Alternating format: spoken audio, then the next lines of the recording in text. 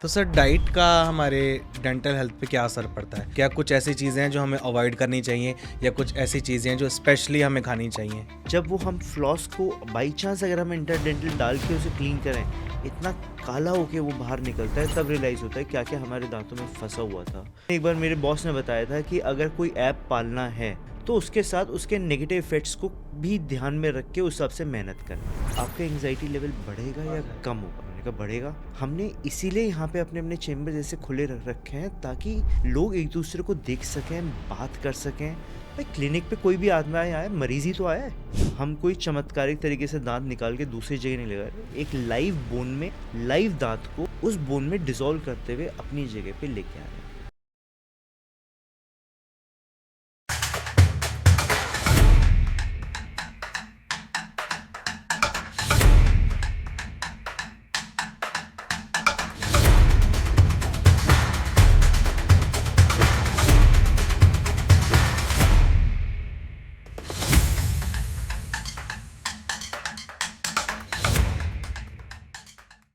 नमस्कार दोस्तों, welcome to my channel knowing the known with C Nitin Upadhyay. आज हम बात करेंगे डेंटल केयर के बारे में। दोस्तों, दांत हमारे शरीर का बहुत इंपॉर्टेंट हिस्सा है और इसकी प्रॉपर केयर ना करने की वजह से हमारे दांतों में बहुत सारी बीमारियां लग जाती हैं। लेकिन हम उसको तब तक इग्नोर करते रहते हैं जब तक बहुत ज़्यादा हमें दर्द ना हो, हमें पेन ना हो, और हम डेंटिस्ट के पास जाना अवॉइड करते रहते हैं।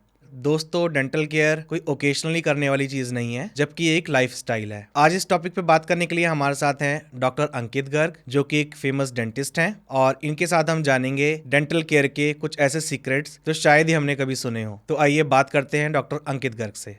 हेलो डॉक्टर अंकित, कैसे हाय हैं सर, आप? Good afternoon. बिल्कुल बढ़िया, आप कैसे हैं? बहुत बढ़िया sir. Sir, thank you so much sir programme में आने के इट्स अ लिए। प्लेजर, इट्स अ प्लेजर जी, सर। कुछ थोड़ी सी बस बातें करेंगे हम लोग डेंटल प्रॉब्लम्स के बारे में, जानेंगे आपके एक्सपीरियंस से बिल्कुल, कैसा बहुत रहता है। ज़रूरी है लोगों को बताना। तो सर, अपनी जर्नी के बारे में थोड़ा सा हमें बताइए कि आपने कैसे शुरू किया, कहाँ से इंस्पिरेशन आपको मिली? वेल शुरुआत में फॉर एग्जांपल लाइक मेरे जो पेरेंट्स हैं, मैं पूरे एक एजुकेशनल बैकग्राउंड से आता हूँ। My father is a professor microbiology में, mom is a teacher, my brother is engineer. बहुत छोटी सी फैमिली है हमारी। तो हमें स्ट्रेस उसी पे होता था वो बचपन से कि डॉक्टर इंजीनियर, डॉक्टर इंजीनियर। तो ब्रदर इंजीनियर लाइन में जब गए थे तो मेरा फैसिनेशन मेडिकल में था, तो मुझे मेडिकल में एंट्री लेनी थी। शुरुआत से था कि एमबीबीएस करना है, एमबीबीएस करना है। बट सडनली एक दिन एक ऐसा चेंज आया कि मेरा पूरा शिफ्ट हो गया। आपने बहुत कॉमनली सुना होगा कि लोग कहते हैं कि एमबीबीएस में सिलेक्शन नहीं हुआ, इसलिए डेंटिस्ट्री में चले बहुत सुना गए। है, बहुत बहुत सुना सुना है। है। कई ऐसे मुझे मिलते भी हैं जो बने ही सिर्फ इस वजह से। But then if I recall my days, dad एक की पीएचडी करा रहे थे अपने एक स्टूडेंट की, एंड उनके husband was a very prominent dentist. तो he came outside my house and he have very flashy big, बहुत बड़ी कार, पूरा एक ग्लैमर अलग ही नज़र आ रहा था। सो जस्ट आस्क हिम कि आप क्या करते हो? He said I am a dentist. तो उसी दिन से क्लिक हो गया, I wanted to become a dentist, कि मुझे वो ग्लैमर जो था उस प्रोफेशन के साथ एसोसिएटेड, मुझे वो चाहिए था। देन मुझे बहुत मुश्किल हुआ पेरेंट्स को कन्विंस करना। उन्हें like my dad was all hello bent. Mummy कि भाई एकदम से क्या तुम्हारा चेंज हो गया? मेरी बहुत काउंसलिंग हुई, मुझे बहुत समझाया गया। तो अल्टीमेटली मुझे रियलाइज़ हुआ कि उन्हें ऐसा लग रहा है कि मैं मेहनत से बचना चाहता हूँ, इस वजह से मैं डेंटिस्ट्री में जा रहा हूँ। तो एक चैलेंज लिया कि मैं मेडिकल में अपना एडमिशन करा के दिखाऊंगा, और जब वो एडमिशन हो जाएगा, सिलेक्शन हो जाएगा, तब मैं वहाँ से डेंटिस्ट बनो। इलेक्शन कैंसिल करा के अपना डेंटिस्ट्री में घुस जाऊँगा। They took up the challenge और मेरा सिलेक्शन हुआ। फर्स्ट शॉट में काउंसलिंग में नंबर आ गया। बट देन जब काउंसलिंग में आई सेड फॉर डेंटिस्ट्री, तो मुझे फिर से वो बहुत समझाया गया कि तुम इस पे आ जाओ। तो मैं नहीं, dentistry was something that I wanted to do. एक क्लिक फैसिनेशन होता है, पता नहीं, एक सिक्स सेंस होती है किसी इंसान की जो काम कर जाती है। And from there I started my journey to become a dentist. तो सर, कितने साल से आप प्रैक्टिस अभी कर रहे हैं? प्राइवेट प्रैक्टिस में मैं 2013 में after I finish my post graduation तब आ गया था। And almost like more than 11 years I have been practising dentistry. तो सर, इतने सालों में कोई चैलेंजेस आपने फेस किए हों या कोई ऐसा केस आप डिस्कस करना चाहते हो कि आपको लगा कि शायद मेरे करियर का अब तक का ये सबसे चैलेंजिंग केस था? मेरे इस चीज़ में मानना है कि हर केस एक चैलेंज होता है, हर केस आपको नया बनाता है। डेंटिस्ट्री में जैसे मेरी अगर स्पेशलाइजेशन लूँ तो मेरी स्पेशलाइजेशन ब्रेसेस है। मैं सिर्फ ब्रेसेस करता हूँ, ऑर्थोडोंटिक्स पे ज़्यादा ध्यान देता हूँ। तो उसके लिए मुझे बहुत चैलेंजेस मिलते हैं, एंड हर केस से मैं सीखता रहता हूँ कुछ नया। हमें हमेशा ये सिखाया गया था कि मेरे गुरु ने बताया था कि जो बुक में लिखा है वो उससे आपको केस को नहीं चल सकते, क्योंकि शरीर बुक के हिसाब से नहीं चलता। तो आपको अपना मैनेज करना होता है। तो हर एक नई नई चैलेंज लेके जब केस ख़त्म होता है, बट अगर मैं रिकॉल करूँ तो मुझे इस जर्नी में कुछ ऐसे बच्चे मिलते थे जिनके पेरेंट्स इस वजह से परेशान होते थे क्योंकि बच्चे डिप्रेस्ड हैं, वो मुस्कुरा नहीं पा रहे, अच्छा। वो स्माइल नहीं कर पाते। वो कुछ ऐसे ऐसे लेवल पे आए कि उन्होंने बहुत ड्रास्टिक स्टेप्स लेने की कोशिश करी। उन्हें स्कूल में बुली होता था, वो पढ़ाई में ध्यान नहीं लगा पा रहे क्योंकि वो अपना मुंह छिपाते रहते थे या बंद करते रहते थे। कुछ ऐसे बच्चे आप बिलीव नहीं करोगे, 8th या 9th क्लास के इन्होंने अटेम्प्ट भी किया है सुसाइड, सिर्फ इस वजह से कि उन्हें क्लास में इतना बुली या डिप्रेस कर दिया गया है कि वो स्कूल जाना बंद कर दिया है, उन्हें घर से बाहर निकलना कर दिया। डेंटल डिप्रेशन की वजह से, डेंटल डिप्रेशन की वो मुस्कुरा नहीं पा रहे हैं, उनके दांत इतने ज़्यादा बाहर या खराब ओ फिर आते थे।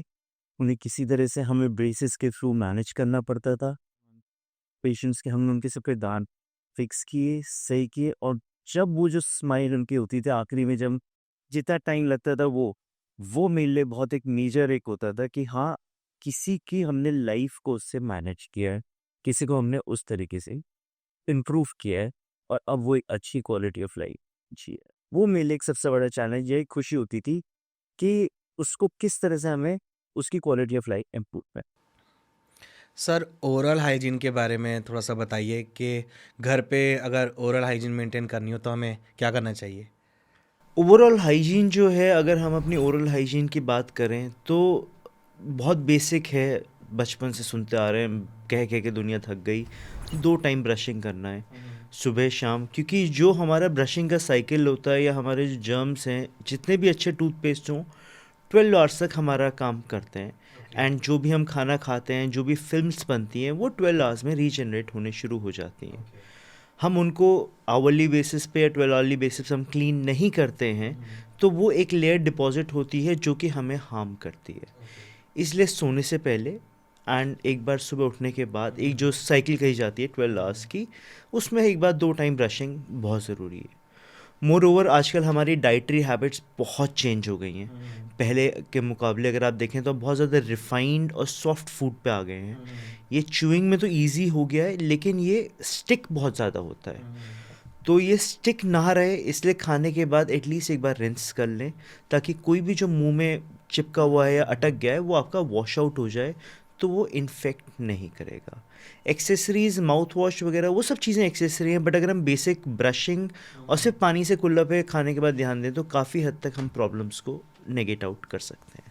तो सर, डाइट का हमारे डेंटल हेल्थ पे क्या असर पड़ता है?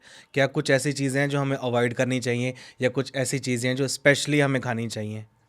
मेरा हमेशा मानना है कि मार्केट में जो चीज़ है वो खाने के लिए ही है। अगर हम हर चीज़ को अवॉइड करेंगे, वो एक कोई इफ़ेक्ट नहीं करेगा। हाँ, हमारी डाइट जो है बहुत चेंज हुई है। जैसे मैंने आपको भी बताया, पहले हम लोग कितने चने, मूंगफली, भुट्टे ये सब खाते थे।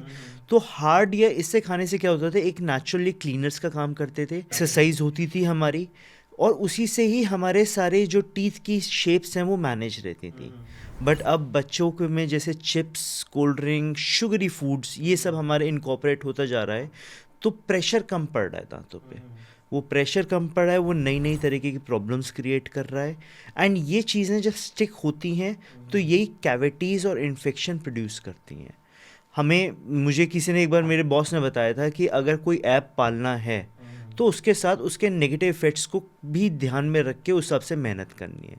तो अगर हमारी सोसाइटी अब ये सॉफ्ट फूड्स पे आ गई है, तो हमें उसी के हिसाब से और ज़्यादा कॉशन लेते हुए उनको नेगेटिव इफेक्ट्स को इफेक्ट आउट करना है, ताकि कोई भी शुगर सब्सटेंस दांत पे चिपका ना रह जाए या फाइबर्स दांत के अंदर फंसे ना रह जाएं, जो कि एक री इन्फेक्शन का सोर्स रहते हैं। तो सर, कोई एक्सरसाइज भी है इसके लिए कि हम दांतों के लिए कोई एक्सरसाइज करें या सिर्फ हार्ड फूड खाएं और हमारा काम हो हार्ड जाएगा? फूड खाएंगे, ऐसा भी हार्ड ना हो कि हाँ दांत टूट जाए, बट हाँ, एक इन्हें यूज़ करते रहना चाहिए हमें, तो काम हमारा रहता रहता है। बहुत ज़्यादा इन्हें डेलिकेसी पे नहीं लेके जाए। सर, फ्लॉसिंग के बारे में बात करते हैं। ये फ्लॉसिंग होता क्या है? फ्लॉसिंग एक थ्रेड लाइक स्ट्रक्चर होता है, एक बहुत मामूली सा थ्रेड होता है जो कि इनएक्सेसिबल एरियाज में जाने में हेल्प करता है। टीथ के हमने ब्रशिंग से उसके ऊपर की सरफेस क्लीन कर दी, पानी ने हमारा अंदर सब कुछ क्लीन कर दिया, हमने पानी से कुल्ला भी नहीं किया तो भी बहुत ज़्यादा चीज़ें नहीं हो पाती हैं। बट दांतों में काफ़ी जो दांतों के बीच की जो सरफेसेस होती हैं वो इनएक्सेसिबल होती हैं, ना ब्रश के लिए ना पानी के लिए। तो वहाँ पे कई ऐसी जो हमारी वही सेम जो आ रहा है, जो हमारी डाइट आ गई है आजकल, वो अंदर जाके चिपक जाती है, यही कैविटीज़ बनाती है। तो फ्लॉस क्या होता है? फ्लॉस एक थ्रेड होता है जो बारीक उस स्ट्रक्चर में जाता है, एक बैंड होता है, जब हम उसे अपने फिंगर से आगे पीछे पुल करते हैं तो उसको क्लीन करने में हेल्प करता है। आप बिलीव नहीं करोगे सर, जब वो हम फ्लॉस को बाई चांस अगर हम इंटरडेंटल डाल के उसे क्लीन करें, इतना काला होके वो बाहर निकलता है, तब रियलाइज़ होता है क्या क्या हमारे दांतों में फंसा हुआ था और ये हमें प्रॉब्लम कर रहा था। एक स्टडी के हिसाब से 90% ऑफ कैविटीज़ प्रिवेंट हो जाती हैं अगर सिर्फ खाली एक फ्लॉसिंग करें तो सर ये घर पे करना सेफ है, हम लोग खुद कर सकते हैं या हाँ। डॉक्टर से ट्रीटमेंट की नहीं ज़रूरत है? नहीं नहीं, फ्लॉसिंग आपके बहुत कमर्शियल ब्रांड्स के बहुत सारे फ्लॉसेस आते हैं, आपकी पॉकेट में रखा हो, आपके वार्डरोब में रखा हो, आपके बाथरूम में रखा हो, आपने ब्रश करने के बाद 2 मिनट के लिए बस उस फ्लॉस को अपने दांतों के बीच में रब किया और आपका पूरे दिन का काम हो जाता है। तो सर ऐसा कोई स्पेशल टूथब्रश या कौन सा मतलब हमें यूज़ करना चाहिए जो सबसे अच्छा टूथब्रश हो? सबसे अच्छे टूथब्रश में मैं कहता हूँ ब्रश मार्केट में 3 टाइप्स के आते हैं, हार्ड, मीडियम, सॉफ्ट, और अब तो अल्ट्रा सॉफ्ट भी आने लगे हैं। तो ब्रशेस का काम है टीथ के ऊपर की सरफेस को, सिर्फ वहाँ से गंदगी को, क्लियर करना। कोई हमें रगड़ना नहीं है, कोई उस पर वो बर्तन नहीं है जिन्हें मांजना है, वो दांत है जिन्हें क्लीन करना है।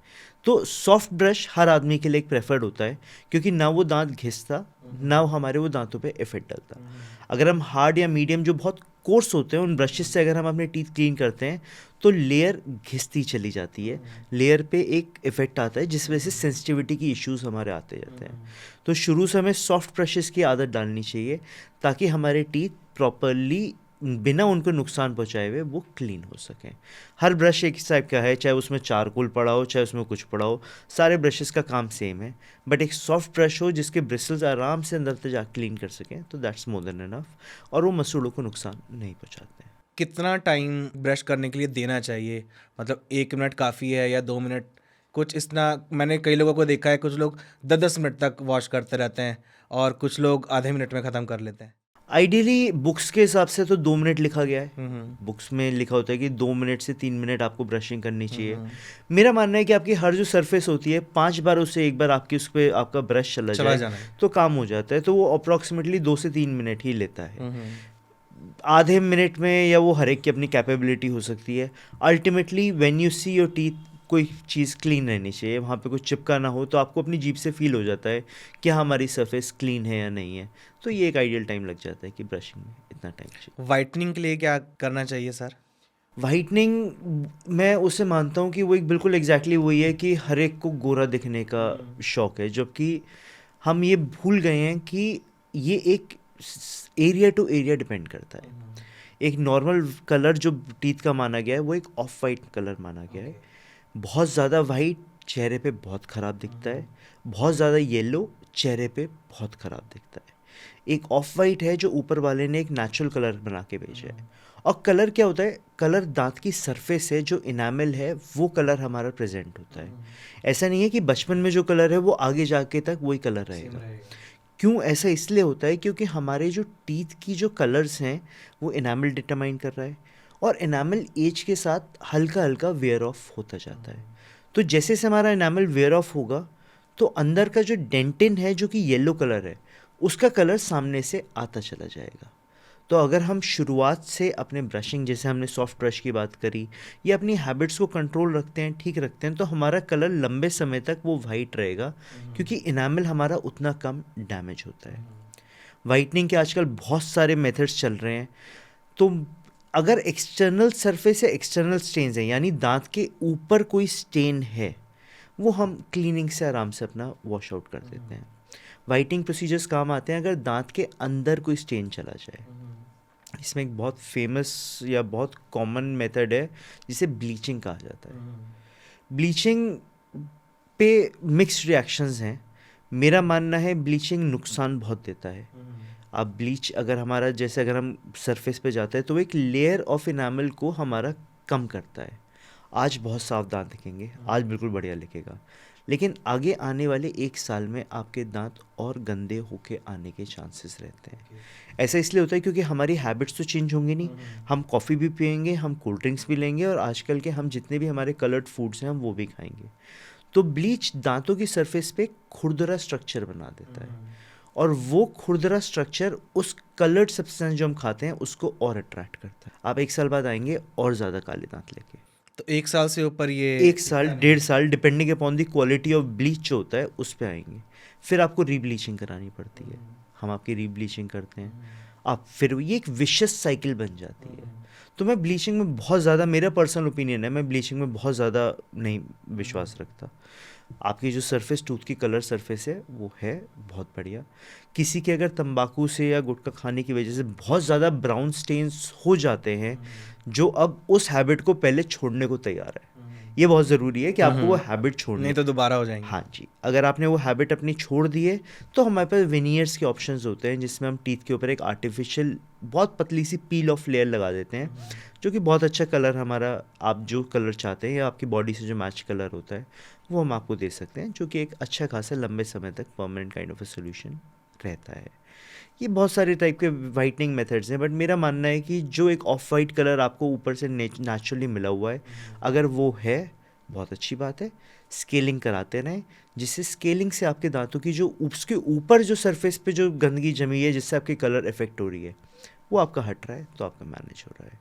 सर सोशल मीडिया पे मैंने देखा है बहुत सारे एड्स आते हैं जिसमें बहुत सारे सॉल्यूशंस होते हैं, पाउडर्स होते हैं, और सजेस्ट करते हैं कि आप घर पे इससे वाइट टीथनिंग कर सकते हैं। तो ये सेफ़ है या नहीं? इंडिया में बहुत कुछ एग्रेसिव मार्केटिंग पे चलता है। आप एग्रेसिव मार्केटिंग पे यहाँ पे अगर जहर भी बेचोगे तो वो भी लोग खरीद लेते हैं, बट बिना एक प्रोफेशनल हेल्प के या रिकमेंडेशन के कोई भी DIY मेथड यूज़ करना सेफ़ नहीं है, क्योंकि उसके जो नुकसान है वो जो कंपनी में उधर बैठा हुआ है वो जवाबदेही नहीं होगा। कॉमन गम डिसीज़ क्या होती हैं और कैसे पता चले कि हमें डॉक्टर की ज़रूरत है?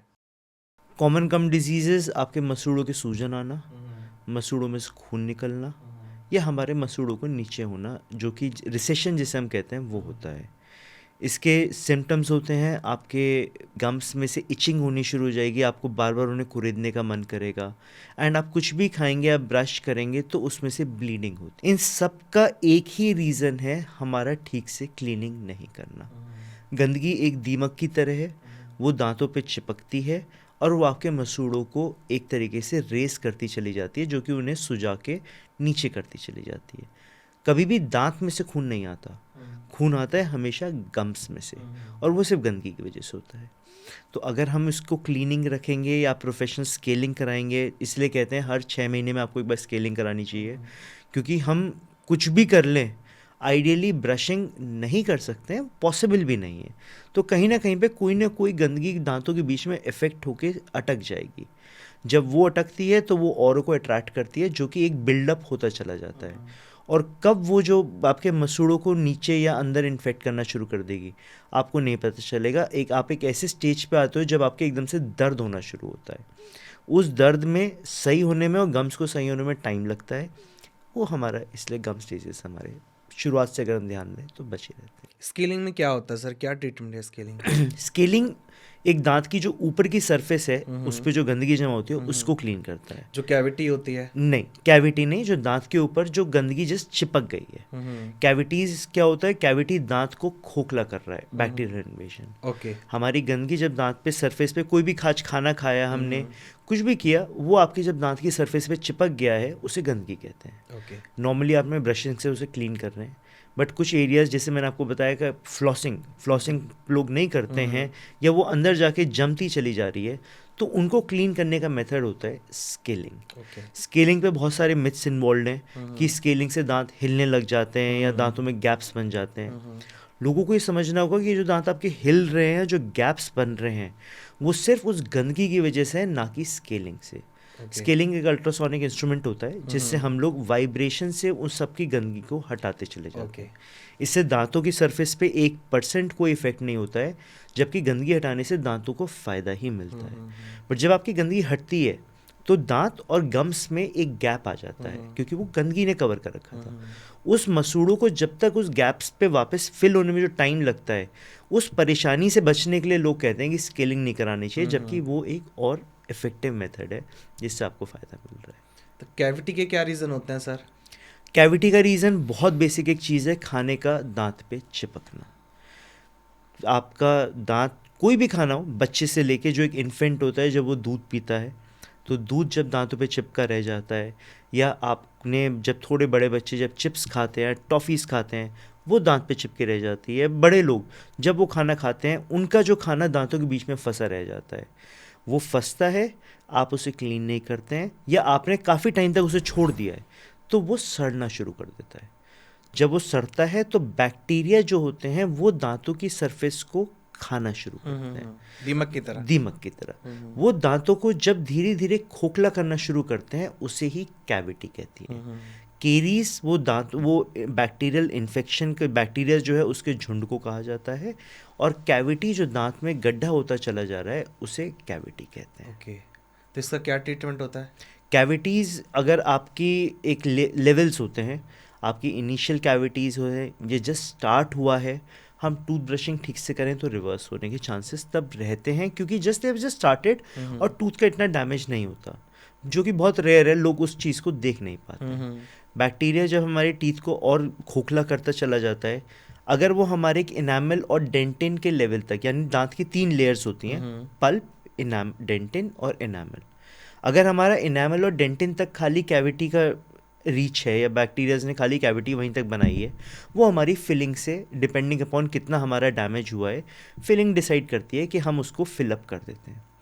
एक बार अगर हमारी कैविटी पल्प तक आ गई, पल्प का मतलब है पल्प के अंदर नर्व्स इन्वॉल्व हैं, अगर आपकी नर्व्स तक आ गई, जो कि तब लोगों को एहसास होता है कि उन्हें दर्द उठा है, जब वो दर्द उठ के जब आते हैं, तो फिर उसका इलाज सिर्फ और सिर्फ रूट कैनाल करके ही दांत को बचाना होता है, अगर हम उस दांत को बचा सकते हैं। एक बार पल्प इन्वॉल्व है तो हम उसे खाली फिलिंग से नहीं बच सकता, क्योंकि अगर हमने खाली फिलिंग करती तो सूजन आ जाएगी, क्योंकि आपकी नर्व्स जो हैं वो कंप्रेस हो जाएंगी। एक रूट कैनाल होगा, फिर उसके बाद उस पर कैपिंग या क्राउन होता है, वो हमारा एक इलाज बचता है। इसलिए कहते हैं कि एक स्टिच इन टाइम सेव्स 9। अगर बहुत शुरुआत में हमने कैविटी को सही करा लें, तो एक बहुत बड़ी चीज़ जो रूट कैनाल जो लोगों को थोड़ी सी परेशानी देती है, उससे इंसान बच सकता है। तो सिम्टम्स क्या हैं सर? हमें कैसे पता चले कि अब कैविटी हो गई और डॉक्टर के पास जाना चाहिए? आप नॉर्मली जब ब्रश करते हैं, आप मिरर में देख के ब्रश करते हैं, आपको कहीं पे कोई ब्लैक स्पॉट्स दिख रहे हैं, कहीं आपको दिख रहा है कि आपका खाना फंस रहा है, कैविटी एक गड्ढा है। जब वो एक गड्ढा है, वहाँ पे खाना फंसेगा, आप उसे निकाल रहे हैं किसी भी चीज़ से, टूथपिक है, जो भी लोग यूज़ करते हैं, आप उसे निकाल रहे हैं या ब्रश कर रहे हैं, आपको पता चल रहा है कि आपका कुछ फंस रहा है। अगर आप उसे चेकअप कराते हैं प्रोफेशनली, वो फिलअप हो जाता है टाइमली। आप उसे इग्नोर करते हैं तो इसीलिए वो हमारा इनलार्ज होता चला जाता है। कई बार लोग हमें कहते हैं कि अगर आप मिरर में नहीं देख पा रहे हैं, आप कुछ नहीं कर पा रहे हैं, तो प्लीज़ एक डेंटिस्ट के पास हर 6 मंथ्स में इवैल्यूएट कराते रहें, ताकि वो आपको पूरा चेकअप करके बताता रहेगा। कैविटी बढ़ती है सिर्फ और सिर्फ लोगों की इग्नोरेंस की वजह से या लापरवाही की वजह से। ये मैंने देखा है सर, नॉर्मली जो फिलिंग्स हम कराते हैं ये अक्सर निकल जाती हैं, तो इसका कोई परमानेंट सॉल्यूशन भी है?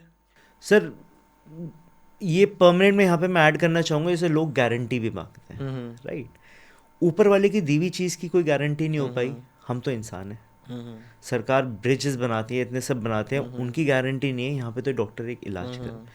मेडिकल साइंस में गारंटी या परमानेंसी का कोई वर्ड नहीं होता है। बॉडी है, बॉडी आपकी जैसे एक्सेप्ट कर रही है, आपकी जो नेचुरल टूथ सरफेस है उसका डैमेज हुआ है, हमने वहाँ पे आर्टिफिशियली फिल किया है उसे। सबकी एक लाइफ होती है, आपके जो नेचुरल दांत था उसकी भी एक लाइफ है। आप हमसे क्यों एक्सपेक्ट करते हैं कि हम आपको एक ऐसी चीज़ देंगे जो परमानेंटली आपके दांतों पे चलेगी? एक स्ट्रक्चर है, आप उसका ध्यान रखिए। आपने अपने परमानेंट दांत का ध्यान नहीं रख पाए, तो एक फिलिंग का भी कैसे ध्यान रखेंगे? आप उसका भी बहुत अच्छी तरह ध्यान रखें तो फिलिंग्स चलती हैं, बहुत अच्छी चलती हैं। सब टेक्निक और स्किल पे भी डिपेंड करता है कि कौन किस तरह से कर रहा है। उस हर फिलिंग की अपनी अपनी लाइफ होती है, हर फिलिंग की अपनी क्वालिटी होती है। उसके मैंने देखे हैं बहुत सारे आते हैं, 15-15, 20-20 साल से फिलिंग्स चल रही हैं, कुछ 2-2 दिन में भी निकलती हैं। सब फिलिंग मटेरियल्स के भी डिपेंड करता है कि आपका कितना अच्छा चल रहा है। परमानेंट नाम की चीज़ पे मैं बिलीव नहीं करता। क्योंकि एक ह्यूमन बॉडी है, ह्यूमन बॉडी में कब क्या चेंज आ जाए, डायनामिक चेंज, परमानेंसी नहीं होती है। तो इसका इलाज सिर्फ फिलिंग है या कोई और भी बेटर ट्रीटमेंट है? ये सब कैविटी के एक्सटेंशन पे डिपेंड करता है। अगर एक हमारी छोटी सी फिलिंग है या छोटी सी कैविटी है, हम वो फिलिंग से कवर कर सकते हैं। जैसे एक सरफेस एरिया होता है कि अगर हमारा कितना एरिया डैमेज हुआ है, क्या हमारा उतना एरिया वो फिलिंग को कंट्रोल कर पा रहा है। सपोज कीजिए आपका दांत तो पूरा डैमेज हो गया है और हमने उसमें आर्टिफिशियल चीज़ फिल कर दी है, तो फिलिंग का निकलना वाजिब रहता है, चाहे कितनी भी अच्छी फिलिंग हो, क्योंकि उसे दांत का भी तो सपोर्ट चाहिए ना। सबसे हार्डेस्ट चीज़ तो दांत ही है, कुछ भी हो जाए। तो अगर हमारी फिलिंग छोटी सी है या एक मीडियम लेवल है, वो डेंटिस्ट डिसाइड करते हैं, तो फिलिंग से मैनेज हो जाता है। बट अगर एक कैविटी काफ़ी बड़ी हो गई है, तो हम एडवाइस करते हैं उस पर साथ में कैपिंग भी करवा लें, ताकि आपका टीथ भी सेफ रहेगा और उसमें जो फिलिंग है वो भी आपकी सेफ रहेगी। जी, क्राउन और कैपिंग सेम होता है या अलग अलग? सेम चीज़ होती है। क्राउन हमारा प्रोफेशनल वर्ड होता है और Okay. कैपिंग एक हम कॉमन आदमी के लिए बात करने के लिए, इनमें कोई फर्क नहीं है? दोनों सेम चीज़ है, कैपिंग और क्राउन सेम चीज़ है। जैसे राजा महाराजों के सर पे क्राउन रखा जाता था, तो दांत पे जब हम कैप लगाते हैं उसे क्राउन के लिए, इसलिए वो वर्ड कहा जाता है क्राउन। सर, स्ट्रेस और एंजाइटी का डेंटल हेल्थ पे क्या फ़र्क पड़ता है? स्ट्रेस एंजाइटी का डेंटल हेल्थ छोड़ो, पूरी बॉडी पे बहुत ज़्यादा इफेक्ट पड़ता है। हर आदमी स्ट्रेस से, एंजाइटी से हिल जाता है पूरा एक तरीके से। स्ट्रेस अगर हम फेस या डेंटल हेल्थ की बात करें, तो सबसे ज़्यादा इफेक्ट हमारे जॉइंट्स पे पड़ता है। एक आदमी अगर 2 मिनट के लिए, अगर मैं आपसे भी कहूँ आप अपने दांत भींच लीजिए पूरे अच्छे खासे तरीके से, आप अभी मैनेज करोगे, एक आधे मिनट का भी अंतर है, आपका यहाँ पे जॉइंट्स में दर्द होना शुरू हो जाएगा भींचने पे। स्ट्रेस में जब हमें गुस्सा आता है, उस समय अपने दांत भींच लेते हैं, और अगर ये लंबे समय तक चलता है तो सोचो वो जॉइंट्स पे क्या प्रेशर डाल रहा है। यही एक कारण है हमारे जॉइंट्स पेन होने का, हमारे दांतों की स्ट्रक्चर्स को लूज होने का। जो हमेशा एंजाइटी में रहते हैं, ये तो 2 मिनट की बात है, पूरे पूरे दिन स्ट्रेस में रहते हैं, पूरे पूरे दिन अपने जबड़े को से भींच के रखते हैं बहुत बुरी तरह से, और वो ऐसे हो जाते हैं कि उनके मुंह खोलना भी उनके लिए मुश्किल हो जाता है। उनके जॉइंट्स खिसने लग जाते हैं, वो हल्का सा भी मुंह खोलते हैं, बंद करते हैं तो पेन करता है ज़बरदस्त। हमारे जो लिगामेंट स्ट्रक्चर्स हैं, बहुत सॉफ्ट स्ट्रक्चर्स होती हैं हमारे, दिन में कम से कम अनगिनत बार हम अपने जबड़े को मुंह खोलते बंद करते हैं, बात करने के लिए, खाने के लिए, यौन करने के लिए, किसी भी चीज़ के लिए। और अगर वो कांस्टेंट स्ट्रेस में हो तो जॉइंट का बैंड बच जाता है। तो ये जो प्रॉब्लम देता है, जो परेशानी देता है, इसका बहुत लॉन्ग टर्म इफ़ेक्ट्स हैं। इसीलिए स्ट्रेस और एंजाइटी एटलीस्ट जॉइंट्स पे अवॉइड करने के लिए हम कहते हैं कि बहुत ज़रूरी है। सर, ये डेंटल एंजाइटी क्या होती है? डेंटल एंजाइटी एक तरीके से पेशेंट के लिए होती है, उसे डर है, यार आपके सामने मैं खड़ा हो जाऊँ एक सुई लेके या वो लेके, आपको भी डर लगेगा। किसी को भी डेंटिस्ट का नाम लेके हवा बन जाता है कि वहाँ जाना है, क्या होगा, क्या परेशानी आएगी, तो इसे डेंटल एंजाइटी कहते हैं। अच्छा नितिन जी, इस पे मैं एक बहुत अच्छा भी इंसिडेंट शेयर करूँगा आपसे, ये जस्ट मेरे भी दिमाग में आया। कुछ टाइम पहले मेरी क्लिनिक पे कुछ जर्मन डेलीगेट आया था। They wanted to interact with us, उन्हें देखना था सेटअप कैसा होता है, कुछ हमारा कोलैबोरेशन था। एंड ऐसा नहीं खाली स्पेशली हमारे लिए आया था, that come on an Indian visit for their own purpose and they visited our clinic. जब हमारी क्लिनिक पे आए तो बहुत हैरान थे, और उन्होंने कहा कि अगर आपकी क्लिनिक हमारे जर्मन स्टैंडर्ड्स में आ जाए तो एकदम से ही आपको डी रिकॉग्नाइज कर देंगे या आपकी क्लिनिक पे ताला लगा दिया जाएगा। अच्छा। मैंने पूछा क्यों? उन्होंने कहा आपके चेम्बर्स हैं, उनमें बहुत ओपन चेम्बर्स हैं, किसी के बीच में पार्टीशन नहीं है, हर एक को दिख रहा है कि क्या हो रहा है आसपास, ये एक बहुत नेगेटिव है हमारे जर्मन स्टैंडर्ड्स के आपसे। तब मैंने उनसे बात करा कि सर एक बात बताओ, आपके स्टैंडर्ड, मुझे ऐसा लग रहा है कि आपके यहाँ चेम्बर्स होते हैं जहाँ पे पेशेंट को लेके जाते हैं और वहाँ बिठा देते हैं और उससे सारा, कह रहे हाँ हमारे यहाँ बिल्कुल ऐसी होता है। मैंने कहा आपको एक बंद कमरे में, छोटे से कमरे में मैं आपको बिठा दूँ और आपके सामने एक आदमी इंस्ट्रूमेंट्स बहुत सारे लेके खड़ा हो जाए, आपका एंग्जाइटी लेवल बढ़ेगा या कम होगा? उन्होंने कहा बढ़ेगा। हमने इसीलिए यहाँ पे अपने अपने चेम्बर जैसे खुले रखे हैं ताकि लोग एक दूसरे को देख सकें, बात कर सकें। भाई क्लिनिक पे कोई भी आदमी आया, मरीज़ ही तो आया है, तो सबको पता है मरीज़ है, उसमें क्या छुपाना, क्या कॉन्फिडेंशियलिटी। तो अगर आप एक दूसरे से बात कर रहे हैं, आप देख रहे हैं, उसको कोई परेशानी नहीं है, आपके एंग्जाइटी लेवल्स कम होते हैं। हो सकता है हम जर्मन स्टैंडर्ड्स ना मैच कर सकें, लेकिन अगर इंसान को काम डाउन करना है तो एक बड़ा स्पेशियस और इंटरैक्टिव क्लिनिक हो तो ज़्यादा बेटर है बजाय चेम्बर्स के। तो ये एक डेंटल एंग्जाइटी होती है, एक डर होता है आदमी का कि भाई किसी भी नई चीज़ से डॉक्टर से मिलने जा रहे हो तो डर तो होते हैं, मैंने देखा बच्चे बहुत ज़्यादा डरते हैं। बहुत हैं। पेरेंट्स का भी इसमें बहुत बड़ा रोल होता है, वो खाना नहीं खा रहे डेंटिस्ट के पास ले जाएंगे, डॉक्टर के पास ले जाएंगे, सुई दिखा देंगे, कुछ भी। आप बचपन से ही जब किसी बच्चे को इस चीज़ पे डांट लगा रहे हो, मैं खुद अपने यहाँ देखा है, पेरेंट्स करते हैं कि ये पढ़ाई कर लो वरना सुई लगा देंगे, तुमने ब्रशिंग नहीं करनी वो सुई लगा, अरे क्यों लगा देंगे सुई यार, डॉक्टर भी क्यों लगा देगा, सुई लेके थोड़ा ना बैठे हुए हैं। तो ये डेंटल एंग्जाइटी या डॉक्टर एंग्जाइटी या मेडिकल एंग्जाइटी जो होती है वो बहुत आराम से कम की जाती है, शुरुआत से दिखा के कि दोस्त हैं। तभी हमारे डेंटल में जो बच्चों के प्रोसीजर्स होते हैं, हम शुरुआत में बिल्कुल भी ट्रीटमेंट नहीं करते। बच्चा आए, अपना घूमे फिरे, खेले, चेयर पे बैठे, मिरर से चेक कर, तो उसका होता है familiar विश्वास होता है। बनता है एक कि हाँ मुझे यहाँ कोई इफेक्ट नहीं होगा। तो वो बहुत ज़रूरी है, कॉपरेशन लेने के लिए बहुत ज़रूरी है। डेंटल एंग्जाइटी को कम करने के लिए बहुत सारे टूल्स आ गए हैं, हम म्यूज़िक चलाते हैं, हम VR इफ़ेक्ट्स लेते हैं, ताकि एटलीस्ट आपका दिमाग ध्यान भटके और उससे आप काम डाउन हो जाए। आप काम डाउन होगे तो हम भी आराम से कामली आपके में काम कर सकते हैं। इलेक्ट्रॉनिक टूथब्रश और नॉर्मल टूथब्रश में क्या अंतर है, क्या वो बेटर है? बहुत बड़ी डिबेट चल रही है। मेरी पर्सनल राय है इलेक्ट्रॉनिक टूथब्रश मैं पर्सनली एडवोकेट नहीं करता। सेंसिटिविटी मुझे पर्सनली, जब मैंने यूज़ किया मुझे सेंसिटिविटी थोड़ी ज़्यादा फील हुई, बट मैंने जैसे बताया कि एग्रेसिव मार्केटिंग में आप कुछ भी सेल ऑफ करना चाहो आप करते हो, बिना अभी लॉन्ग टर्म स्टडीज़ के हम किसी भी चीज़ को एक्सेप्ट नहीं करते हैं अपने डेंटल में। इसी वजह से इस पर आर्टिकल्स अभी बहुत ज़्यादा नहीं है, इसी वजह से भी प्रोफेशनल्स इस पर कमेंट नहीं करते हैं कि ये बेटर है या ये ख़राब है, जब तक स्टडीज़ ना आ जाएँ, लॉन्ग टर्म स्टडीज़।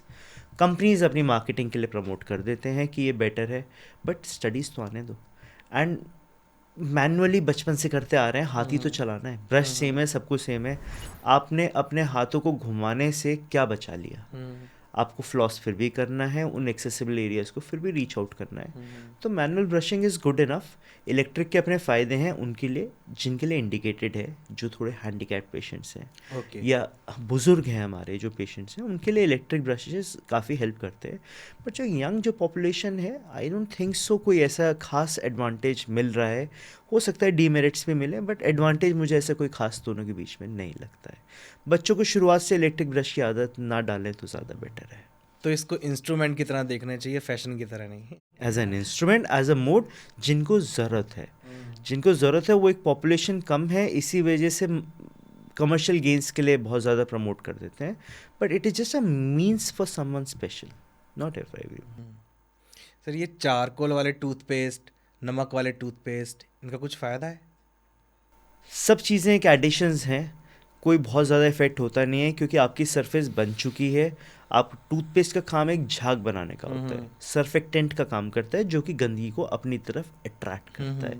जैसे कपड़े धोते हैं तो वॉशिंग पाउडर जो है वो सरफेक्टेंट है, ऐसे ही हमारा टूथपेस्ट है। इसमें जो एडिशंस हैं, हर कंपनी को अपना एक वो तो दिखाना है ना कि हमने कुछ ना कुछ अपग्रेड किया है अपना सामान। ऐसा तो है नहीं भाई, अगर हम एक ही चीज़ यूज़ करते रहेंगे तो अपग्रेडेशन नहीं है तो फिर हम क्या खरीदेंगे?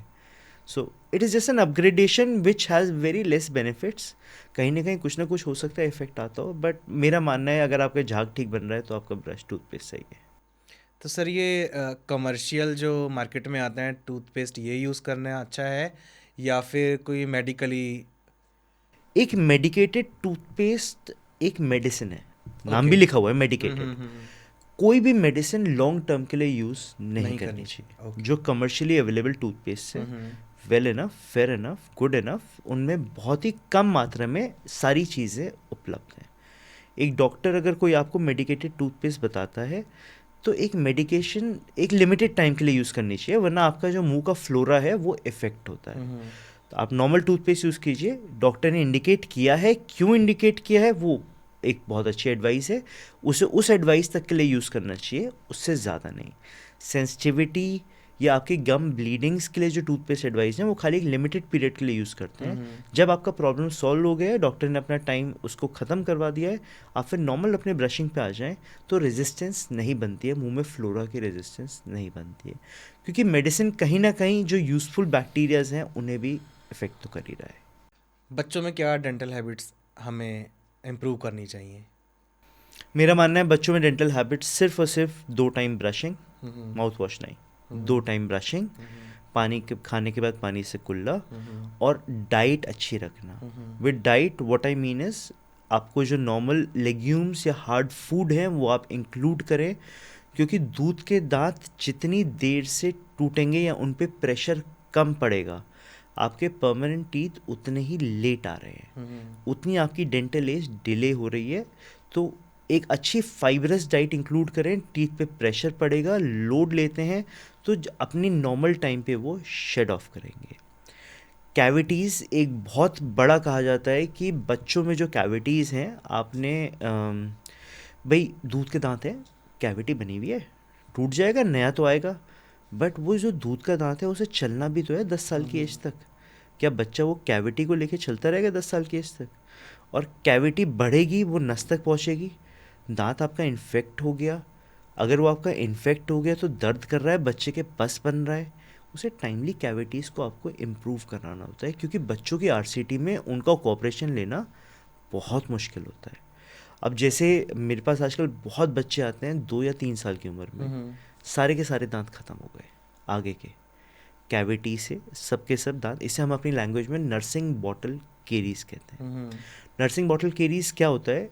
आपने रात में बच्चे को दूध पिलाया या बॉटल से दूध पिलाया, बच्चा सो गया, आप भी बहुत खुश, दूध पीते पीते बच्चा सो गया, आपकी नींद भी सही हो गई, बट वो जो दूध उसने पिया है वो दांतों पे स्टिक कर गया है, जो कि कैविटी बना रहा है। आपको रियलाइज़ नहीं हुआ है, लेकिन क्योंकि दांत छोटे होते हैं और वो दूध एकदम से दांतों को ख़त्म करता है, विद इन 1 ईयर सारे के सारे दांत गायब हो जाते हैं। तो ये नर्सिंग बॉटल केरीज होती है, जो कि अवॉइड हर हालत में करें, क्योंकि इसका इलाज डॉक्टर के लिए बहुत मुश्किल होता है। हम आपके बच्चे को 2 या 3 साल के बच्चे को कॉपरेशन लेना एक डॉक्टर के लिए बहुत मुश्किल होता है। इसका बहुत सिंपल सोल्यूशन होता है, जब भी आपने इसे रात में दूध पिलाया, बच्चा सो गया, बहुत अच्छी बात है, बट आप एक रुई से उसके दांतों को, गीली रुई से उसके दांतों को वाइप करते हैं। ओके 30 सेकंड का एक काम है, जो कि आपको बहुत लंबी मेहनत बचा लेगा। बच्चों के टूथपेस्ट आते हैं, फ्लोरिडेटेड टूथपेस्ट होते हैं, बिल्कुल यूज़ करें, क्योंकि उनके यूज़ करने से जो परमानेंट टीथ आ रहे हैं, फ्लोराइड जो है वो कैविटी रोकने में हेल्प करता है, आपका बच्चा अच्छा रहेगा। उसके बाद फ्लोराइड एप्लीकेशन होती है जो डेंटिस्ट करते हैं, उनसे एक लेयर मिल जाती है, प्रोटेक्टिव लेयर मिल जाती है टीथ के लिए, जो कि कैविटीज़ को रोकने में हेल्प करता है। इस तरह के बहुत सारे मेथड्स हैं जिससे आप बच्चों की हेल्थ को इम्प्रूव कर सकते हो, लेकिन दूध के दांतों की केयर करना बहुत ज़रूरी है, उसी से ही परमानेंट टीथ ठीक आएंगे। और किसी के दांत खराब हो ही गए हैं बच्चे के, तो उसके लिए क्या ट्रीटमेंट होता है? प्रोफेशनल हेल्प लेनी बहुत ज़रूरी है, क्योंकि जिसका एक बार दांत खराब हो गया है, एक दूध का दांत जो पीछे का दूध का दांत होता है उसे 10 साल तक चलाना है। अगर आपने वो दांत खराब हो गए, आपने वो निकलवा दिया, तो जो परमानेंट टूथ आ रहा है उसे गाइड नहीं मिलेगा, वो उल्टा सीधा टेढ़ा मेढ़ा आएगा फिर, ताकि जब बाद में आपको दूसरी हेल्प लेनी पड़ेगी। तो अगर ख़राब हो गया है, उस दूध के दांत को प्रोफेशनली बचवाएं, ताकि वो दांत एक सही टाइम तक चल सके।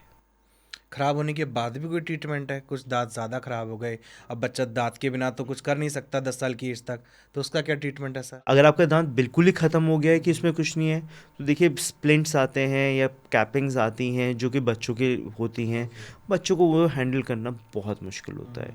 अगर दूध का दांत एक ऐसे लेवल तक ख़राब है कि वो बच सकता है, तो मेरी एडवाइस है उसे डॉक्टर की हेल्प से पल्पेक्टमी, जैसे बड़ों में रूट कैनाल होती है, बच्चों में पल्पेक्टमी होती है। पल्पेक्टमी से दूध के दांतों को बचाया जा सकता है, और उसके बाद वो दांत पे क्राउन लगा के एक लिमिटेड टाइम तक वो चल जाता है, ताकि बच्चा आराम से खा पी सकता है। ये बहुत ज़रूरी है। और सर ये विजडम टूथ जो होता है, ये कब आता है? विजडम टूथ इसलिए उसका नाम दिया गया विजडम, क्योंकि वो एक 18 साल या 17 साल की उम्र से आना अकल आ शुरू जाती होता है। तभी कहा जाता है भाई बच्चा बड़ा हुआ है, इसलिए विजडम टूथ दिया गया है। बट एक बहुत स्टडीज़ है या एक एवोल्यूशनरी पैटर्न चल रहा है कि हमारी बॉडी धीरे धीरे विजडम टूथ को एलिमिनेट कर रही है। इसलिए हमारे जॉ के साइजेस कम होते जा रहे हैं। हम इसी वजह से अकल दाढ़ का अब जो आजकल लोगों में आपने देखा है अटकना, वो इसलिए बहुत कॉमन हो रहा है क्योंकि हम एक we are in the middle of an evolution. हमारी बॉडी जॉ के साइज को कम कर रही है। अगर हम जर्मन पॉपुलेशन या ब्रिटिश पॉपुलेशन देखें तो उन लोगों को तो अकल दाढ़ पता भी नहीं है कि होती क्या है। उनकी अकल दाढ़ गायब हो चुके हैं, पता नहीं कब से they have not seen that third molar. अगर हम जो स्टडीज़ हैं आज से 300 साल या 400 साल पहले देखें तो लोगों की 4 दाढ़ें होती थी, वो एवोल्यूशन होके 3 दाढ़ें रह गई हैं और अब हम फिर से एवोल्यूशन में हैं जिसमें अकल दाढ़ गायब हो रही है। तभी इंडियन पॉपुलेशन में या जो एशियन पॉपुलेशन में अकल दाढ़ का अटकना या उसका नहीं निकलना या किसी में अकल दाढ़ नहीं होना, ये एक एवोल्यूशनरी पैटर्न है जो कि प्रॉब्लम करता है। इंसिडेंटली अकल दाढ़ की जो फंस जाती हैं वो प्रॉब्लम करती हैं, उसे निकलवाना पड़ता है या ट्रीट कराना पड़ता है। जिसकी आ गई वो बहुत लकी है, जिसकी नहीं आई वो उससे भी ज़्यादा लकी है, और जिसकी अटक गई वो तो हेल्प लेने की ज़रूरत। मैंने देखा है कई लोगों की थोड़ी निकलती है, फिर अंदर चली जाती है, फिर निकलती है, ऐसा कुछ होता रहता है। निकलती है, वो निकल नहीं पाती है, बॉडी फिर कोशिश करती है, वो आगे के दांत को ख़राब करती है, वो यही सारा है। वो अकल दाढ़ एक इवोल्यूशनरी पैटर्न है जिसे हमें रैप अप करना है। एक ह्यूमन लाइफ में कितनी बार दांत आ सकते और जा सकते हैं? 2 बार। नेचुरली नॉर्मली एक दूध के दांत और एक परमानेंट टीथ, यही है जिसे ऑब्जर्व किया गया है। उसके अलावा एक्स्ट्रा टीथ कभी कभी लोगों में प्रेजेंट होते हैं जिसे सुपर न्यूमरी टूथ कहा जाता है, जो जर्मिनेशन के टाइम पे कुछ बड्स एक्स्ट्रा बन जाती हैं जो कि धीरे धीरे अपने टाइम पे अपने आप को शो करती रहती हैं। But ideally in a normal human being 2 set of teeth ऊपर वाले ने हमें दिए हैं जिसका ध्यान हमें रखना है। फिर कॉमन मिथ्स क्या हैं जो आपके सामने बहुत ज़्यादा आते हैं सोसाइटी में? एक बहुत कॉमन मिथ है कि ऊपर के दांत निकलने से अंधे हो जाते हैं। अच्छा। ये कहाँ से आया है शायद किसी के पता नहीं, बट हाँ मैं हमेशा यही कहता हूँ कि बुक्स में हमने तो कभी कोई रिलेशन देखा नहीं कि दांत निकलने से कोई किसी की आंखों पे, आई साइड पे कोई इफेक्ट हो रहा है, कुछ हो रहा है। अगर ऐसा कुछ होता तो जिनके डेंचर या जबड़े बन रहे होते हैं वो तो अंधे बन के घूम रहे होते। कई बार मुझे अपने ब्रेसेस के पेशेंट्स के लिए ऊपर के दांत निकालने पड़ते हैं, मोस्टली बच्चों में निकालते हैं या जो भी जिसकी रिक्वायरमेंट होती है। अगर ऐसा कुछ भी होता है तो अब तक एथिकल कमिटीज़ हैं, गवर्नमेंट्स हैं, सब कुछ है, ये ब्रांच या डेंटिस्ट्री कब की बंद हो चुकी होती। सो ऐसा नहीं है कि किसी भी दांत से आँखों पे कोई इफ़ेक्ट पड़ता है। तो ये एक टोटल मिथ है, इसको बिल्कुल दिमाग से निकाल के बिना डरे अपना इलाज कराना चाहिए। दूसरा जैसे मैंने आपको बताया वो मिथ है कि दूध के दांत हैं ख़राब हो ही जाएंगे। नहीं, दूध के दांत परमानेंट टीथ को अपनी जगह आने के लिए बहुत ज़रूरी हैं ताकि उन्हें गाइड मिल सके कि उन्हें कहाँ आना है। ये 2 मिथ्स हैं जो बहुत ज़्यादा इनकॉमन है जिसे कंट्रोल करना। जिनके 32 दांत होते हैं वो उनकी कही हुई बात सच हो जाती है। ये है। अभी कुछ दिन पहले मुझे पता चला कि दांतों के बीच में गैप है तो पैसा आता है या कुछ आता है। तो मैं तो इनफैक्ट एक पेशेंट थी, उसने पहले अपने पूरे स्पेसेस क्लोज कराई, दांतों को प्रॉपर कराया और फिर उसके बाद जाते जाते एक बीच में एक बारीक सा गैप बनवा गए। मैंने कहा ये किस लिए, पैसा आएगा। तो आइडियली हमारे कितने दांत होने चाहिए? कोई इनकी काउंटिंग है स्पेसिफिक? जो नेचुरल सेट है that is 32 number of teeth, 16 ऊपर 16 नीचे, या 8 teeth in all 4 quadrants. But अब जैसे इवोल्यूशनरी पैटर्न है या हमारे जॉ के साइजेस वेरी कर रहे हैं, तो जितना हमारा जॉ का साइज़ है उस हिसाब से टीथ उतने हमें होने चाहिए। अगर कोई एक नेचुरली मिसिंग टीथ है, अगर वो बॉडी में जगह नहीं है, दैट्स गुड इनफ। कोई अगर हमारा बाई चांस कोई मिस हो गया या निकलवा लिया है तो रिप्लेस करना चाहिए। बट जॉ का साइज़ जितना बड़ा है उतना ही, ऐसा नहीं है कि 32 दांत होंगे तो किसी को मेडल मिलेगा या किसी के 14 दांत है। तो जितना साइज़ है, जितना घर बड़ा है उतना ही तो प्लॉट, जितना प्लॉट है उतना ही तो बड़ा घर बनाएंगे, तो वही दांत है उतने। जब ब्रेसेस के बारे में बात करें, क्या किन लोगों को ब्रेसेस की ज़रूरत पड़ती है? ब्रेसेस मेरी स्पेशलिटी है, मैं ब्रेसेस से ही मेन डील करता हूँ। ब्रेसेस एक मीडियम है, एक माध्यम है जिससे लोग खुल के मुस्कुरा सकते हैं। कितनी ही प्रॉब्लम्स हैं लोगों के आज के ज़माने में, हर आदमी को एक इम्पैक्ट बनाना है। अब वो ज़माना नहीं रहा कि कोई आया है या लड़की है लड़का है घर में बैठा है कमरे में बंद खाना बना रहा है या कुछ कर रहा है। Everybody has a responsibility, a social responsibility अपनी एक सोसाइटी में इम्पैक्ट डालने के लिए। वो इम्पैक्ट डालना चाहता है तो that has to look good. आज आप और मैं बैठे हैं, अगर हम यहाँ पे एक टी शर्ट या शॉर्ट्स पहन के या ऐसी बैठ जाएं, it is not aesthetic. Everybody wants to look good. Smile एक इस रोल में बहुत मैटर करती है, विच गिव्स यू कॉन्फिडेंस। कोई भी आज हाथ मुंह पे रख के नहीं हंसना चाहता, या कोई भी इस तरह से नहीं कि छुपा रहा है उधर उधर देखे, they want to flash their smile. तो ब्रेसेस आपके सोशल कॉन्फिडेंस को इम्प्रूव करने में बहुत हेल्प करती है, एस्थेटिक्स में बहुत इम्प्रूव करता है, क्योंकि वो आपके दांतों को, आपकी स्माइल को परफेक्ट बनाता है। उसके अलावा और बहुत सारी प्रॉब्लम्स होती हैं जिसमें ब्रेसेस हेल्प करते हैं, जैसे टीएमडी या जॉ प्रॉब्लम्स हैं, या आपके मैललाइन टीथ, या आपका कोई इम्पैक्टेड टीथ, दांत निकला नहीं है, वो सारी प्रॉब्लम्स हम लोग ब्रेसेस से करते हैं। बट ओवरऑल आपके जो दांतों को पोजीशन वाइज सही बिठाने में ब्रेसेस काम करते हैं। ब्रेसेस बहुत सारे टाइप्स के होते हैं, इवोल्यूशन होता गया है, इवॉल्व हुआ है, एडवांसमेंट्स आए हैं। सब कुछ जितने भी ब्रेसेस हैं वो आपके किस तरह से आप उन्हें एक्सेप्ट कर सकते हो, या आपके क्या प्रोफेशन के हिसाब से वो हेल्प करेंगे, उस हिसाब से सारी केटरिंग आती गई है। बट एक इस चीज़ में आपको कहना चाहूँगा, सब ब्रेसेस का प्रिंसिपल इज सेम। ऐसा नहीं है कि किसी से लगने से आपका 1 महीने में सही हो जाएगा, या किसी से आपके वो कोई चमत्कार हो जाएगा। You have to give time for your teeth, and आपके हर टाइप का ब्रैकेट आपको सेम रिजल्ट्स देगा, जो कि आपको दांतों में हेल्प करेगा।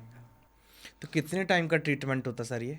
ब्रेसेस का टाइम अप्रॉक्सीमेटली वैसे तो केस टू केस डिपेंड करता है, बट सम अराउंड 12 से 15 से 18 महीने लगते हैं, 1 से 1.5 साल का समय लगता है, जिसमें आप दांतों की प्रॉपर पोजीशन बिठा लेते हैं। जॉस के हिसाब से कि कितनी स्ट्रॉन्ग बोन्स हैं, या क्या हमारा इंटेंसिटी ऑफ द मालक्लूजन है, टाइम वेरी करता है। But on an average time 1 से 1.5 साल का टाइम लगता है, क्योंकि दांतों की जो मूवमेंट्स है वो बहुत धीरे धीरे होती है। हम कोई चमत्कारिक तरीके से दांत निकाल के दूसरी जगह नहीं लगा रहे, एक लाइव बोन में लाइव दांत को उस बोन में डिसॉल्व करते हुए अपनी जगह पे लेके आ रहे हैं।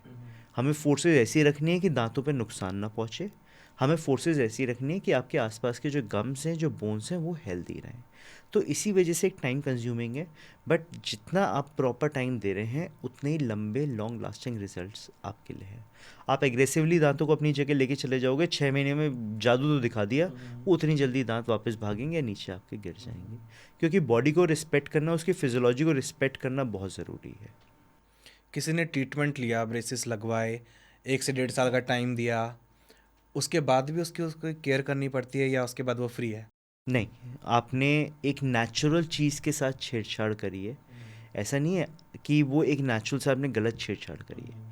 आपने जो आपका कुदरती अब तक का नेचुरल था, आपने उसे कुदरती ही नेचुरल में बनाया है। बॉडी रेजिस्ट करने की कोशिश करती है। बोन एक इलास्टिक है। आज मैंने बोन को यहाँ से यहाँ खींचा है, वो इलास्टिक वापस खींचने की कोशिश करती है। तो दांतों की वापस टेंडेंसी होती है उसी जगह वापस भागने की, या किसी एक नई जगह पे भागने की। ऑर्थोडोंटिस्ट ही मेक श्योर कि आपके दांत उस जगह पे ना भागें। रिटेनर अप्लायंसेस होते हैं, जो कि रिटेनर्स हमने आपको दे दिए और आपने उसे पहन रखा है, और वो उस जगह पे उस बोन्स को पर्टिकुलर, ऐसा नहीं है हमेशा के लिए पहनना है, एक पर्टिकुलर टाइम के लिए होता है जिसमें आपकी बोन डिपॉजिट होती है, या टीथ अपनी मेमोरी भूल जाते हैं कि वो उस जगह आते हैं। एंड नितिन सर, लोग मेरे से जब ब्रेसेस कराते हैं तो कहते हैं क्या ये परमानेंट है, आपके दांत ऐसे अब आगे तो नहीं हो जाएंगे?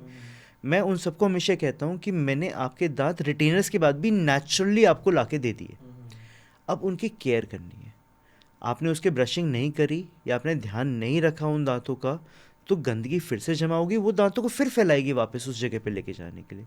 तो अगर आप अपने दांतों को केयर करते हैं, उनकी ब्रशिंग ठीक रखते हैं, और अपने ऑर्थोडोंटिस्ट के कहे हुए रिटेनर टाइम को पहनते हैं, और उसे टाइम टू टाइम दिखा के उससे अपना एवेल्युएट कराते रहते हैं, तो आपके टीथ लॉन्ग टर्म तक उस पोजिशन। तो रिटेनर सर अंदर लगते हैं या बाहर की साइड लगते हैं? डिफरेंट टाइप के रिटेनर्स हैं, जैसे जिसकी जो रिक्वायरमेंट है। रिमूवेबल रिटेनर्स होते हैं, प्लेट्स होती हैं। एसिक्स रिटेनर्स हैं जो ट्रांसपेरेंट होते हैं, या लिंगुअल रिटेनर्स दांत के पीछे जो फिक्स होते हैं। सबका काम सेम है, जैसे मैंने बताया ब्रेसेस में एडवांसमेंट्स आए, वैसे रिटेनर्स में आए, सबकी रिक्वायरमेंट्स के हिसाब से, बट काम सेम है, उस दांत को उस जगह रिटेन करने का। किस पर्सन के लिए क्या रिटेनर रिक्वायर्ड है, ये ऑर्थोडोंटिस्ट और वो पेशेंट अपने आपस में डिसाइड करते हैं कि किसके लिए क्या बेटर रहता है। सर आप अगर देखें अपने करियर में, तो क्या एडवांसमेंट आपको बहुत ज़्यादा लगता है कि ट्रीटमेंट्स में, डेंटल ट्रीटमेंट्स में आया है? आई थिंक डेली एक नया एडवांसमेंट आ रहा है। पहले आपने सुना होगा कि पहले दांत रिप्लेस किए जाते थे खाली निकालने लगाने वाले से। पेशेंट की रिक्वायरमेंट हुई, भाई मैं निकालने लगाने में कंफर्टेबल नहीं हूँ, फिक्स पे आए। फिक्स के बाद वो कैपिंग वाला सिस्टम आया कि भाई आगे और पीछे वाले दांत को घिस के हम कैप्स लगाते थे। कई लोग उसमें कंफर्टेबल नहीं हुए कि मैं अपने दांत को ख़राब भी नहीं करवाना चाहता और मैं प्लेट्स भी नहीं, तो इम्प्लांट्स आए। तो अब एक आजकल बहुत latest and a very good technique of replacing your tooth. अगर आपका टूथ ख़राब है तो हम ना आगे पीछे ड्रिल करना, इम्प्लांट हमने ड्रिल कर दिया और उस पर हमने आपके कैप लगा दी। That's a very good method. तो हर फील्ड में ब्रेसेस में आए। पहले वो निकालने लगाने वाली प्लेट से आपका ट्रीटमेंट होता था, उसके बहुत डीमेरिट्स थे। वो खाली दांतों को एक जगह झूले की तरह झुला देता था, जो कि तुरंत वापस भाग जाते थे। इवोल्यूशन हुआ, ब्रेसेस आए। ब्रेसेस ने मेटल ब्रेसेस से शुरुआत हुई, उसने आपके दांतों को उसी जगह सही करना शुरू किया। कई लोगों को देखने में दिक्कत होती थी, भाई मैं नहीं चाहता मेरे ब्रेसेस दिखें, तो सेरामिक ब्रेसेस आए। सेरामिक ब्रेसेस के अपने डिसएडवांटेजेस एडवांटेजेस दोनों थे। लोगों को लगा भाई मैं सामने से भी कुछ नहीं चाहता कि कुछ भी दिखे, तो लिंगुअल ब्रेसेस आए जो दांत के पीछे फिक्स हो जाते हैं, जिनसे मूवमेंट्स होता है। एक नई एडवांसमेंट्स आई है अलाइनर्स की। ब्रेसेस ही नहीं चाहिए किसी को और फिर भी अपने ठीक ठीक कराना है, तो अलाइनर्स आए। बट मेरा हर बार ये मानना है कि किसकी क्या रिक्वायरमेंट है, वो लेट द प्रोफेशनल डिसाइड कि आपके लिए ये बेस्ट सूटेड है। Don't let the company decide. कई होते हैं कि इम्प्लांट्स जैसे ऐसे लगाए जा रहे हैं कि ज़रूरत ही नहीं है, या पेशेंट आके बताता है हमें इम्प्लांट ही लगवाना है। भाई अगर नहीं लग सकता तो कैसे लगवाना है? या कोई कहता है मुझे अलाइनर से ही ट्रीटमेंट कराना है। रिक्वायरमेंट्स सबकी अपनी मेरिट्स और डीमेरिट्स हैं। अगर बेस्ट रिजल्ट चाहिए तो प्रोफेशनल डिसाइड्स अप। क्या लोगों में अवेयरनेस बढ़ी है? हाँ बिल्कुल, लोगों में बहुत अवेयरनेस बढ़ी है। लोगों ने अपने आप को improve, quality of life improvement के लिए डेंटिस्ट्री को पहचानना शुरू किया है। लोग हर प्रॉब्लम के लिए, ऐसा नहीं है कि आप अगर आज से 40 साल पहले इंसान को क्या होता था, दर्द हुआ दांत निकलवा दो, राइट? आपने भी सुना होगा शुरुआत में पेरेंट्स ने भी निकलवा दिया। अब हर कोई बचवाना चाहता है। एक नेचुरल टूथ बचाने में डॉक्टर पूरी अपनी जान लगा देता है, क्योंकि नेचुरल है। तो ये एक अवेयरनेस है। ये अवेयरनेस की वजह से लोगों को पता चला। टीथ को सही कराना, स्माइल सही करना अवेयरनेस है। अपनी स्केलिंग रेगुलर के क्लीनिंग कराना, ये अवेयरनेस है। और इसी की वजह से लोगों की क्वालिटी ऑफ लाइफ इम्प्रूव हो रही है। तो अवेयरनेस का बहुत बड़ा रोल रहा है। एंड येस, अभी और अवेयरनेस फैलानी है। अभी खाली एक अर्बन पॉपुलेशन है जिसमें अवेयरनेस है। एक बहुत बड़ा सेगमेंट है हमारी पॉपुलेशन का जिसके पास अभी डेंटिस्ट्री नहीं पहुंच पाई है, या पहुंची है तो उन्हें बस खाली डेंटिस्ट लगता है कि ये खाली सफाई करेगा या दांत निकालेगा या निकालने लगाने वाली। तो उस चीज़ के लिए अवेयरनेस बहुत ज़रूरी है। यहाँ पे अवेयरनेस के लिए मैं आपको एक और फैक्टर ऐड करना चाहूँगा। बहुत सारे ऐसे पुराने हम आजकल लोग देखते हैं, वो फिक्स दांत के चक्कर में मसाले से अपने दांतों को चिपकवा लेते हैं आगे पीछे के। ये क्वैक्स हैं जो बहुत कॉमन करते हैं। वो एक एक्रेलिक सब्सटेंस होता है जिससे दांत को चिपका लेते हैं। हमारे पास ऐसे बहुत पेशेंट्स आते थे, जो हमसे पहले प्रैक्टिसिंग डेंटिस्ट हैं उनके पास बहुत आते थे। अब ये सेगमेंट कम होता जा रहा है। ये ऐसा नहीं था कि बहुत अच्छी चीज़ थी, इससे कैंसर्स बहुत लोगों को हुए, क्योंकि एक्रेलिक इज़ कार्सिनोजेनिक। तो वो जब दांतों पे आपने परमानेंटली चिपका दिया तो वो घाव बना के कैंसर्स कॉज कर देता था।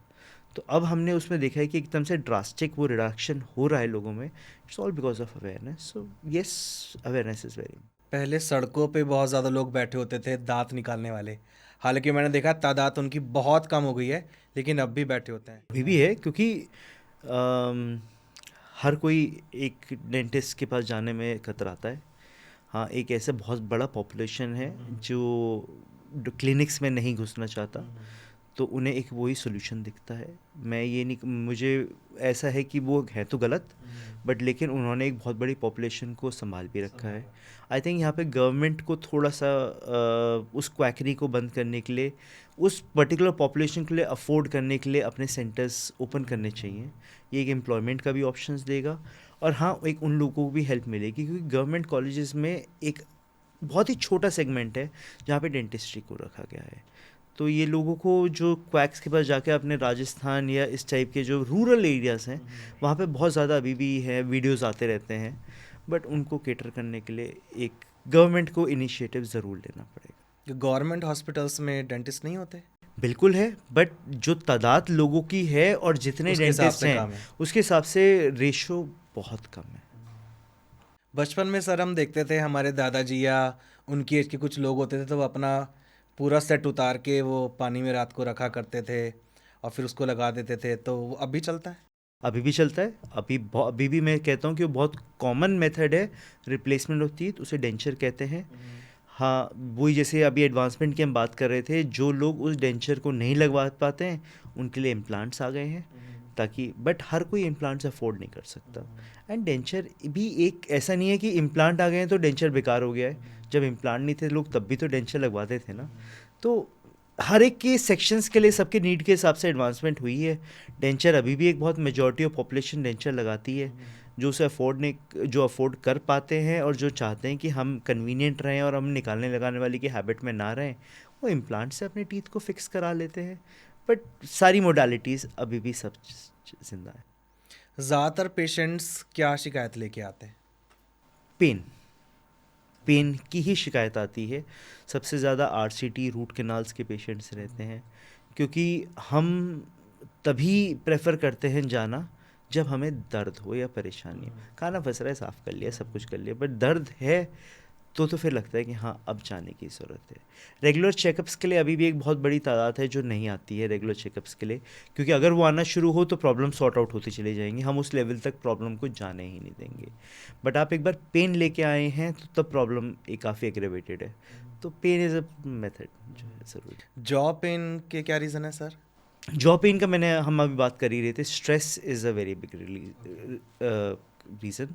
हमारे दांतों का टेढ़ा मेढ़ा होना is a very big reason, क्योंकि अगर दांत टेढ़े मेढ़े हैं, हमारा मुंह दिन में जैसे बताया था मैंने अनगिनत बार खुल बंद रहा है, तो जब वो खुल बंद रहा है तो अलग अलग फोर्सेस जॉइंट्स पे जानी है। एक लेवल टीथ है तो एक हार्मोनियस फोर्स जा रही है, अगर हमारे माल लाइन या क्रोकेट टीथ हैं तो गलत फोर्सेस जा रही हैं। This is almost like arthritis, ठीक है। तो उसकी वजह से जॉ पेन्स हमारे डेवलप होते हैं, जो कि हमारे प्रॉब्लम करता है। स्ट्रेस अगेन अनदर फैक्टर जिस वजह से हम भींच के रखते हैं। कोई दांत किसी का टूट जाए तो उसको बहुत दिन तक मैंने देखा है, कई लोग जाते नहीं हैं कि टूट गया तो टूट गया, बच्चों में भी देखा है, बड़ों में भी देखा है। इसके क्या नुकसान है? इसका सबसे बड़ा नुकसान है एक आपकी च्यूइंग एफिशिएंसी कम हो गई। आपका जो एक दांत है वो च्यू करने के काम में एक साइड से आपका कॉन्ट्रालैटरल दांत हट गया है, आपकी एफिशिएंसी तो ऑब्वियसली कम हो ही जाएगी। देन दूसरा जो एक फैक्टर काम करता है वो ये काम करता है उसका जो ऑपोजिंग टूथ का मतलब क्या है, एक दांत ऊपर है एक दांत नीचे है, दोनों अपने आपस में ही एक पोजीशन में अटके हुए हैं। आपने उसके दोस्त को हटा दिया तो वो जो ऊपर वाला दांत है वो धीरे धीरे करके over the period of time नीचे आना शुरू कर देगा, और उसकी भी लाइफ इसी वजह से कम होनी शुरू हो जाएगी, वो भी यूज़ में नहीं आएगा। आपने आज से 6 साल बाद सोचा चलो आज मैं अपना दांत लगा लेता हूँ, जो भी रीज़न आपको एकदम से 6 साल बाद आपको स्ट्राइक किया, जब आप उसे लगवाने जाओगे आपका ऊपर का दांत इतना नीचे आ चुका होगा कि उसके बाद पहले उसका भी इलाज करना ज़रूरी होगा, क्योंकि उसे ऊपर करने के लिए वो भी या तो ऑर्थोडोंटिकली ऊपर करेंगे या उसमें भी रूट कैनाल करके कैप लगाएंगे। तो एक जो दांत आपने अपना छोड़ के या लापरवाही की वजह से नहीं किया, तो अब आपको ऊपर का भी इलाज कराना होगा, नीचे का भी कराना होगा। तो ये एक बहुत बड़ा प्रॉब्लम होता है अगर हमारा टीथ मिसिंग है। देन अगल बगल वाले टीथ के लिए सपोर्ट फ्रेंड्स गायब हो गए उसके, तो अगल बगल वाले टीथ उस जगह में ड्रिफ्ट होने लग जाते हैं। तो ये सारे हमारे फैक्टर। एक बहुत बड़ा क्वेश्चन है मेरा कि अच्छा डेंटिस्ट कैसे चूज़ करें? हर डेंटिस्ट अच्छा है, ऐसा नहीं है कि कैसे चूज़ करें, हर डेंटिस्ट अच्छा है। Everybody is a master in their own field. हर एक का अपना काम करने का तरीका अपना अलग होता है कि कौन किस तरह से काम करता है। ये आपको डिसाइड करना है कि क्या उसके काम करने का तरीका आपकी मेंटालिटी से, आपकी सोच से मैच कर रहा है या नहीं करना है। देखिए, कोई भी डॉक्टर ऐसा नहीं है जो अपना पूरा नहीं देना चाहेगा। Everybody wants to give their own best depending upon their own expertise या स्किल्स या चैप्टरमेंट के, बट जितनी उसके पास है वो उसके हिसाब से फुल देना चाहेगा। तो everybody is good up in their job. ये आपके ऊपर है कि आपकी किससे ट्यूनिंग, आपकी किससे ज़्यादा मैचिंग हो रही है, क्योंकि अल्टीमेटली जितना पेशेंट और डॉक्टर के बीच का कोऑर्डिनेशन होगा उतना ही रिजल्ट सक्सेसफुल होता है.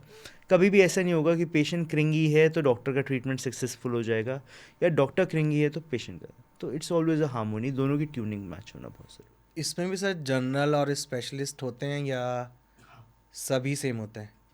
डेंटिस्ट्री दो में डिवाइडेड है. एक होती है general dentist which is known as BDS. हम जब अंडर ग्रेजुएट लेवल पे या BDS का कोर्स करते हैं तो that is known as dentistry, या BDS level that is known as general dentist. Then dentistry को 9 फील्ड्स में डिवाइड किया गया है, डिपेंडिंग अपॉन हर एक की जो प्रॉब्लम है उसके हिसाब से स्पेशलाइजेशन बनी हुई है. जैसे मेरी स्पेशलाइजेशन ऑर्थोडोंटिक्स है, मैं ब्रेसेस पे का स्पेशलिस्ट हूँ. रूट कैनाल्स की कंजर्वेटिव एंडोडोंटिक्स होती है, रिप्लेसमेंट की प्रोस्टोडोंटिक्स होती है, सर्जन्स की ओरल सर्जरी होती है. ऐसे ऐसे करते हुए हमारी 9 ब्रांचेस हैं जिसमें हमारा स्पेशलाइजेशन आता है. तो MDS उसे कहते हैं, मास्टर्स इन डेंटल सर्जरी, जो कि MDS हमारा लिखते हैं. आइडियली ऐसा नहीं है कि जो स्पेशलिस्ट है खाली वो वही फील्ड को करेगा. सो वो क्योंकि उन्होंने अंडर ग्रेजुएट लेवल की नॉलेज ले रखी है तो वो ले रखी है. बट हाँ, अगर आपको कोई स्पेशलाइज्ड वर्क है तो it is always required to get yourself treated by that particular specialist. जैसे आपको गम्स की सर्जरीज वगैरह कोई करानी है तो we always recommend you go for a periodontist. अकल दाढ़ की सर्जरीज या आपको जैसे कोई फ्रैक्चर के केसेस हैं, you go to a oral surgeon. वो आपको जो अपने जनरल डेंटिस्ट से आप मिल रहे हैं, अगर उन्हें लगता है कि आपको एक स्पेशलिस्ट की जरूरत है तो वो आपको रेफ़र कर देते हैं, वो रिकमेंड कर देते हैं, या उनके जो भी विजिटिंग अपना स्पेशलिस्ट आते हैं वो आपको उनकी हेल्प करते हैं. तो कोई भी प्रॉब्लम होती है सबसे पहले जनरल डेंटिस्ट के पास जाना है. A general dentist sees you, और you can go to a direct specialist, क्योंकि जो स्पेशलिस्ट हैं वो भी जनरल डेंटिस्ट्री कर रहे हैं. तो अगर उन्हें लगता है कि वो आप उन्हीं की फील्ड के हो तो वो दिल मैनेज यू, और दिल refer you to the other specialist dentist. So it all depends upon कि आपको क्या सूट कर रहा है या आपकी क्या रिक्वायरमेंट है. तो अगर सब कुछ ठीक चल रहा है तो भी 3 से 6 महीने में हमें डेंटिस्ट को दिखाना चाहिए. 6 मंथ्स एक आइडियली जो कोलगेट ने अपना बता रखा है, हर 6 महीने में डेंटिस्ट से मिले. 6 से 9 महीने में आप एक बार मिल सकते हैं, क्योंकि कोई भी प्रॉब्लम डेंटिस्ट्री में ऐसी नहीं कि एकदम से हो गई. वो कल कीड़ा लगा था आज वो रूट कैनाल पे आ गया, ऐसा नहीं है. इट्स अ ग्रेजुअल प्रोसेस, 1-1.5 साल ले जाता है. तो 6 मंथ्स में इसलिए कहा जाता है कि आप उस प्रॉब्लम को एक time to time sort out कर सकते हैं बिना उसके बड़ा हुए. कीड़ा लगना क्या होता है सर? मैंने देखा वो कुछ ब्लैक कीड़ा इज केरीज. केरीज ऐसा नहीं है कि कोई दांत में से कीड़ा लग रहा है. आपको बचपन में याद होगा, हम बचपन में जब बस में ट्रैवल करते थे तो एक कोई ना कोई एक वो आता था कि दांतों का कीड़ा निकलवाएं, और वो दांत पे कुछ रगड़ता था और वो देखो ये रहा तुम्हारा कीड़ा, चलता हुआ कुछ निकाल. ऐसा इट्स कुछ नहीं है. कीड़ा is just a bacterial invasion जो आपके दांत को खोखला कर रहा है. उसका result is cavity, and that कीड़ा इज केरीज. तो जब हम फिलिंग करते हैं तो वो केरीज को क्लीन करते हैं. कीड़ा ऐसा नहीं कोई चलता हुआ नहीं आता, वो ब्लैक पार्ट को हम हटाते हैं, उसी के साथ ही आपकी बैक्टीरिया सब हट जाते हैं, एंड जब हमें वाइट पार्ट दिखता है तो उसको हम फिलअप करते हैं. ज़्यादा चॉकलेट खाने वाले बच्चों के दांत पे असर पड़ता है? अगर वो सफाई ना रखें तो. चॉकलेट्स आपके मेरे लिए नहीं, बच्चों के लिए हैं. बच्चों का हक है उन्हें खाना. हम जब बचपन में थे हमने भी खूब खाई हैं, तो उन्हें भी खाने के लिए हक है. बट हाँ, उसके बाद दे शुड मेक श्योर कि उसकी सफाई करें ताकि कुछ स्टिक ना रह जाए दांत के ऊपर. बैड ब्रीथ की प्रॉब्लम कैसी होती है? बैड ब्रेथ बहुत रीजंस हैं, बहुत रीजंस है बैड ब्रेथ के. बट जो मेन 2 रीजंस होते हैं, या 3-4 रीजंस अगर मैं कहूँगा, एक तो कोई सड़ा हुआ दांत, कोई कैविटी है, केरीज है, तो that is giving you a bad breath. Then tongue coating, कोई टीथ के ऊपर कोई एक गंदगी की लेयर जो हमारी नॉर्मली नेचुरली डेली जमती रहती है, वो टंग कोटिंग अगर हम निगलेक्ट करते हैं तो that can lead to a good amount of bad breath. Third reason होता है जो बहुत कॉमन है, पेट खराब होना. आपके मुंह में सब कुछ सही है बट आपके पेट में आपके एसिडिटी की प्रॉब्लम है, या पेट के आपके ने कोई बहुत कुछ आपने उल्टा सीधा खाया है, तो वो आपके मुंह से आपकी स्मेल प्रोड्यूस करता है, which is required to be sorted out. तो it's there are various reasons. बहुत कॉमन सोल्यूशन होता है बैड ब्रेथ को ट्रीट करना. जो प्रॉब्लम है उसे ठीक करा लें, या फिर एक माउथ वॉश आप बेटर यूज़ कर लें, which gives you a good fluorescent scent और something like that. But then problem को एड्रेस करना बहुत ज़रूरी है कि किस वजह से बैड ब्रेथ आ रही है. तो इसके लिए मैंने देखा है लोग माउथ फ्रेशनर भी खाते हैं, तो उसका दांतों पे कुछ असर होता है? वो एक सिम्टम को ट्रीट कर रहा है। बैड ब्रेथ इज व्हाट, एक प्रॉब्लम और एक सिम्टम। हम सिम्टम को ट्रीट कर रहे हैं, सिम्टम को mouth fresheners, mouth wash, toothpaste and all, ये आपके सिम्टम्स को। बट प्रॉब्लम को भी तो सॉर्ट कराना है, क्योंकि सिम्टम तो आधा घंटे, 1 घंटे या 2 घंटे में सॉर्ट खत्म हो जाएगा। प्रॉब्लम कहाँ से सॉर्ट आउट होगी? प्रॉब्लम तो जो है, अगर कैविटी है, दांतों में गंदगी जमा है, टंग कोटिंग है, आपका पेट खराब है, वो सॉर्ट आउट कराना है, तब ये आपके सिम्टम्स भी खत्म होंगे। अब भी सर पॉपुलेशन इंडिया में बहुत सारी ऐसी है शायद जो लोग टूथपेस्ट भी अफोर्ड नहीं कर पाते, तो कुछ लोग दातुन यूज़ करते हैं, नीम की या और पेड़ों की। कुछ लोग मैंने देखा है, मजदूर लोग मैंने देखे हैं, कोयला यूज़ कर लेते हैं, तो वो दांतों को नुकसान पहुंचाते हैं। हाँ, दातुन हमारे बहुत टाइम में भी पहले कहा जाता था कि वो नीम के पेड़, हमने बचपन में किया है नीम के पेड़ का थोड़ा, वेरी गुड मेथड। आप उसे चबाते हो, नीम एक एंटी बैक्टीरियल है, वो आपके दांतों को एक क्लीन करता है। बट लकड़ी या जैसे कोयला आपने कहा, या इनफैक्ट आजकल बहुत ऐसे वाइटनिंग टूथपेस्ट आते हैं, बहुत ज़रूरी इसमें डेंटिफ्राइसिस। What is डेंटिफ्राइसिस? एक कोर्स मटेरियल होता है जो आपके दांतों को रगड़ने में हेल्प करता है। इनिशियली तो आपको अपने दांत बहुत चमकदार, बहुत सॉफ्ट, बहुत दिखते हैं, ये दातुन से भी ये होता है, कोयले से भी ये होता है, बहुत अच्छे साफ दिखेंगे। बट देन वो आपके दांतों की लेयर को हटा रहे हैं, जिससे आपको सेंसिटिविटी हो रही है। दातुन, मेरा पर मानना है कि अगर आप दातुन को चबा रहे हो तो आपको बहुत हेल्प कर रही है, बट दातुन को अगर आप दांत पर रगड़ रहे हो तो वो प्रॉब्लम कर शायद रही है। गम्स को हिट गम्स करेगा। को, दांत की लेयर को भी इफेक्ट कर रही है। इसीलिए, और नई टूथपेस्ट, अब मेरा ऐसा मानना तो नहीं है कि एक अफोर्डेबल नहीं रहा है। कोलगेट ने इतना अच्छा मिशन लॉन्च कर रखा है, या बहुत सारी कंपनीज ने मिशन लॉन्च कर रखा है कि फ्री के सैम्पल्स बढ़ते हैं। आप कहीं ना कहीं जगह जगह वेरियस डेंटल चेकअप कैंप्स हो रहे हैं जो कि फ्री सैम्पल्स बांटते हैं। And toothpaste have become very very cheap. ऐसा नहीं है 10 रुपये में भी टूथपेस्ट मिल जाता है। It's just the intent. अगर आपके पास टूथपेस्ट है तो उसे यूज़ करें। और ये सारे मीन्स एंड मेथड्स हैं, सबके अपने डिसएडवांटेज एडवांटेजेस हैं। कुछ मेरे पास पेशेंट्स आते हैं तंबाकू से मंजन करते हैं। मेरा अगला क्वेश्चन यही था। ऐसे ऐसे टूथ पाउडर भी मार्केट में है।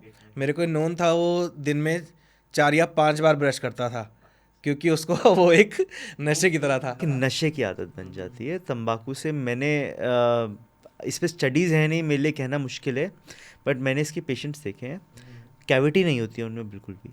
क्योंकि या तो तंबाकू कहीं ना कहीं हो सकता है केरीज के लिए एक नुक्स क्या वो, लेकिन इट इज़ एन एडिटिव। वो आपको आदत लग सकती है उसकी, वो आपके दांतों को घिस रहा है, आपके कलर को तो ब्राउन कर ही रहा है वो आपके दांतों कलर को। So it's not a solution to treat your teeth. बहुत कहते हैं वे अजी हमने तंबाकू से कर लिया और हमें तो बहुत बढ़िया है, उसके नशा ज़्यादा बढ़िया है बजाय तंबाकू के। स्मोकिंग दांतों को खराब करती है? हाँ बिल्कुल, नो डाउट। स्मोकिंग आपके दांतों को क्या, पूरी बॉडी को ख़राब करती है। जो धुआं है वो आपके पेडोंटल स्ट्रक्चर्स को वीक करता है, जमा होता है, टार जमा होता है आपका, जो कि आपको इफ़ेक्ट करता है। थैंक यू अंकित सर, हमारे साथ इतनी सारी बातें करने के लिए। Thank you. उम्मीद करते हैं ऑडियंस को बातें बहुत पसंद आई होंगी। It's a very big pleasure. मुझे बहुत अच्छा लगा आप लोगों के इस वेंचर में, एंड आपसे बात करके मैं उम्मीद करता हूँ लोगों तक ये पहुँचे, उन्हें थोड़ी सी नॉलेज मिले, वो अपने आप को और अपनी लाइफस्टाइल को इम्प्रूव करने के लिए इस चीज़ में हेल्प करें। Thank you so much. Thank you.